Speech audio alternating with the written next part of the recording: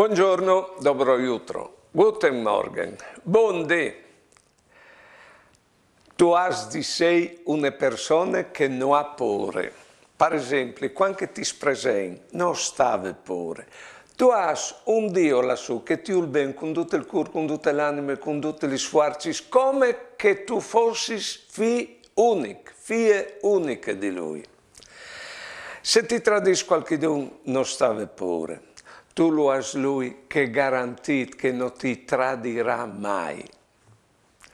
E se tu hai qualcuno che ha di mal di te, allora tu hai di pensare che lassù ti benedisce di un continuo, alle contenti di te.